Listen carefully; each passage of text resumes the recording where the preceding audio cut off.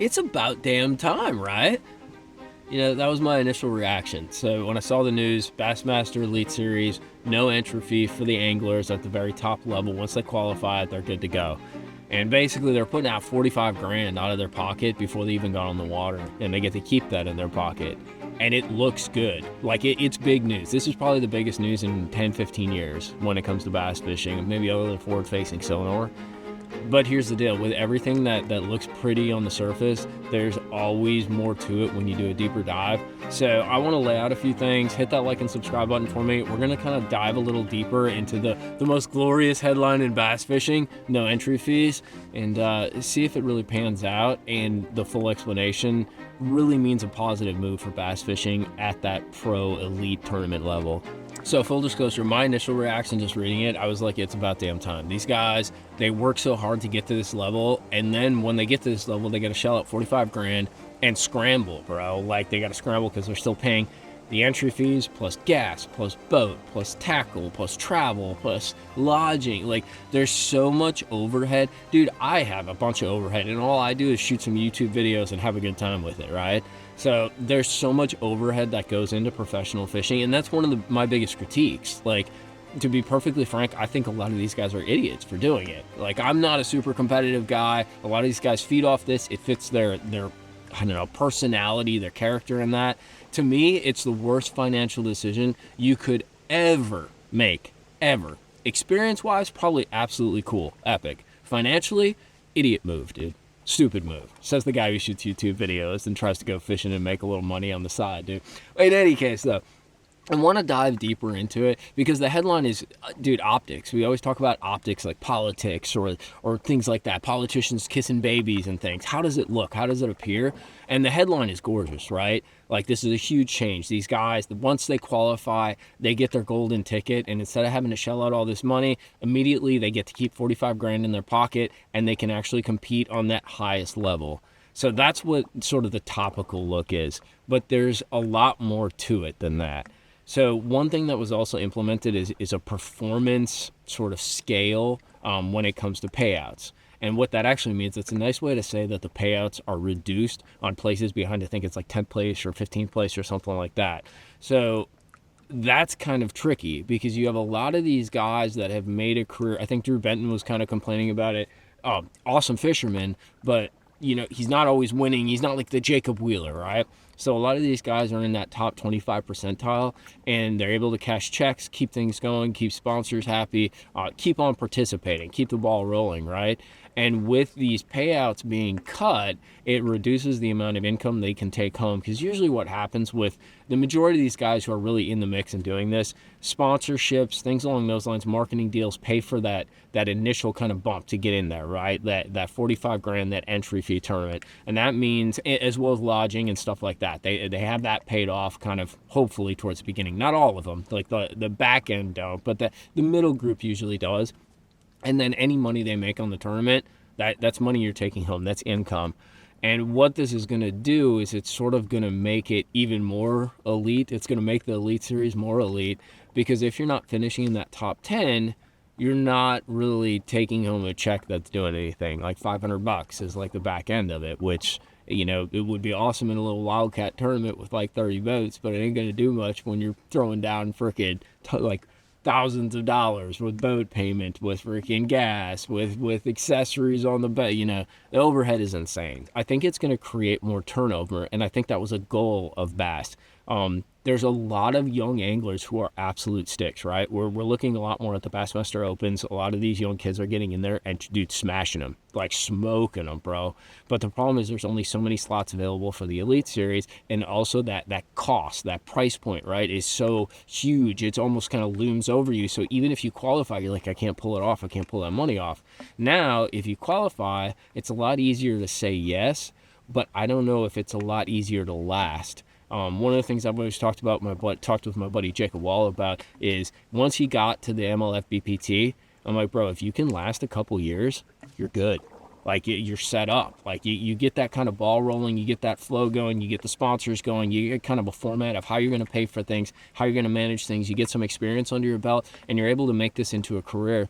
With those reduced payouts, it's actually going to it's going to call out the field a lot more. There's going to be a lot of guys that are going to come in for 365 days, fish one season, and they're not going to be able to cut it for the next season, even though they don't have to pay for those entry fees.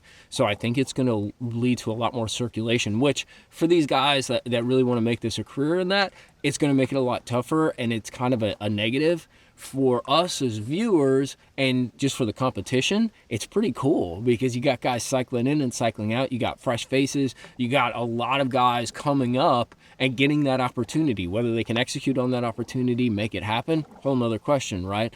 But it's going to create a lot more volatility when it comes to, being a hashtag pro tournament fisherman. The other aspect to this is financial sustainability. And that's not just on the angler end, that's on the bass end. So their press release, and I'm going to call BS on this. They're like, we're teeming with money. We have all this cash overflowing. I don't know about you, but with like grocery prices, with inflation and stuff, like nobody's teeming with money unless you're freaking, made of money.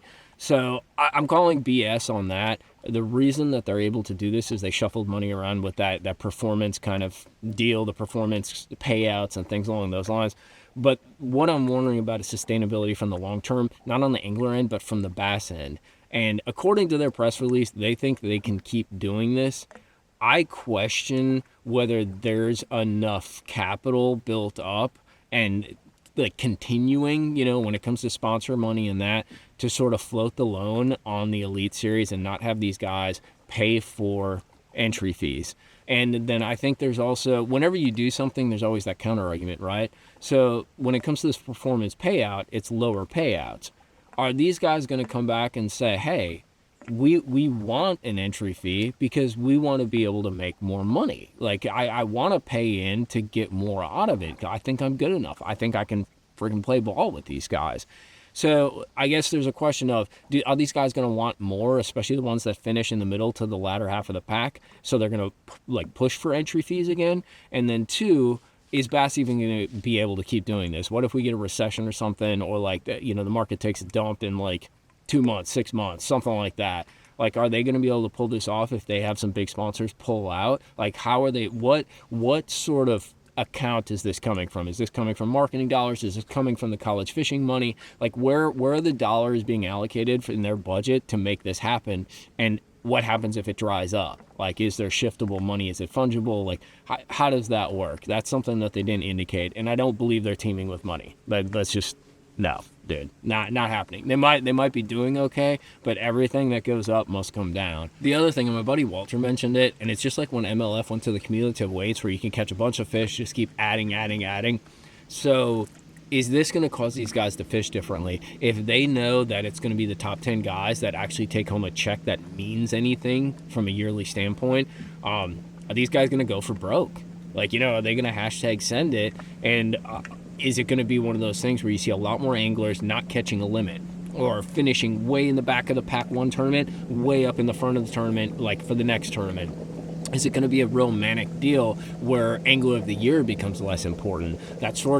That lower pay grade for finishing consistently takes that out of the equation to an extent, because it is a money game. I don't care what you think about it. It's about dollars and cents, because that's what keeps you going. So do you change your philosophy on how you're approaching it in order to kind of keep your own sustainability going and keep on fishing? Now, with that being said, they increased the payout for the top 5 of the Angler of the Year.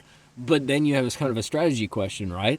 Do I want to focus on Angler of the Year, or do I want to go big and maybe kind of, shit the bed if that happens, but at the same time take a shot at actually winning and finishing in the top 10 and take some money away? So the strategy thing, it gets a little confusing. So who's going to be the winners and losers in this? Well, it depends on your perspective. I talked to JT about this, and then I talked to my buddy Walter, who's got a crazy financial background, super intelligent when it comes to that stuff. So I feel like I got kind of a good grounding. The gist of what we figured out is the viewer's going to win. Us watching, it's going to be more competitive. You're going to have more guys going for broke. We're going to see new faces, some of which are going to come and disappear, some of which are going to come and absolutely blow us away. Some 18-year-old kid rolls in. He's freaking the golden-handed Luke, right? He's killing it and just shreds it for 5 years. With that being said, there's also going to be a negative. We're going to see some of the normal faces, the guys who have really been able to kind of situate themselves on the Elite Series, disappear because they're finishing middle of the pack, upper middle of the pack, and they're not able to financially sustain this, and they're becoming less relevant. Which, on a side note, this kind of goes back to that whole thing we talked about last year around this time, where these guys need to build a brand as well as be able to fish. And whether they like it or not, that's just a reality of tournament fishing now. Especially with the no entry fees, if you can have a strong brand and finish in a reasonable place, keep those sponsors going, and keep just enough money coming in to kind of keep things flowing and stay qualified, dude, you could stay on there for years. But a lot of these guys don't want to adapt. They don't want to sort of make that evolution to that because they're kind of old school or they don't like that concept. But that's a whole nother conversation. The other guys that are going to win, I think, are a lot of these Bass Open pros. Like my buddy Chris Kingery, a lot of these kids kind of coming up fishing the Opens. There are some absolute hammers, bro. I sucked when I was a kid, so I got nothing, dude. I've learned a lot over the past years and stuff. But I knew some guys who were good, back in the day. These guys coming up on the Opens are freaking stellar. They're insane. They will fish from daylight till dark. They will use the scope. They will fish shallow. They will make runs that you wouldn't want to make. They're willing to take risks and do some stuff. It's a great opportunity for them because if they qualify, no longer are they the first question is, how am I going to get 45 grand to play ball?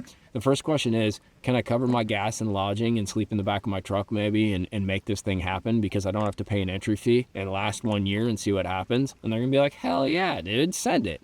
So I think that's really cool. A lot of these young guys are going to be able to come in and take that shot. It's going to be super risky because they need to be able to last the year financially in that. But the fact that there aren't entry fees dangling over their head, they need to come up with the down payment and then pay them off, the 45 grand, that's a chunk of money, dude. I think that's going to give way to a lot of these guys having the opportunity that they always wanted, and it's going to open the door to a lot of freaking cool situations. With that being said, it's a change, and a lot of people are going to react negatively to a change. It's a great headline. Optics wise, I think Bass wins, even though I think there's more to the story. Bass is definitely looking good after a decision like this. This is a kiss the baby, go to church kind of thing. You look freaking real nice in your white shoes and your fancy Sunday best. But I think there's more to it, and it's going to have more effects. But with change, that's always the case, right? There's going to be consequences, negative and positive, and that's the hardship of moving forward and making progress. I think overall, it's a good thing. This might not be the perfect way to do it, but it's about time that the top level of pro fishing doesn't have to pay entry fees. You make it, you get your golden ticket, and you go fish. You focus on your brand and driving some of those marketing dollars so you can kind of sustain, pay for the gas, pay for lodging, pay for baits, whatever your overhead costs are. But your focus is mainly fishing and covering overhead costs instead of 45 grand in tournament costs, in entry fee costs. Whether it's sustainable or not, I really, really question that. I really do. But I hope it is. But I want to know your feedback. Drop it in the comments below. I'm sure there's going to be a bunch of videos and a bunch of perspectives. There's probably stuff that I'm not seeing. I've had a couple conversations, read the press release, tried to do a little bit of quick research, but I wanted to get something up early to kind of start the discussion. Let me know what you think. Are you yay or nay? Best decision, worst decision, who wins, who loses in this? Let me know in the comments below. I will see you back out. We're going to do some fall fishing, catch some bass. Talk to you later, homies.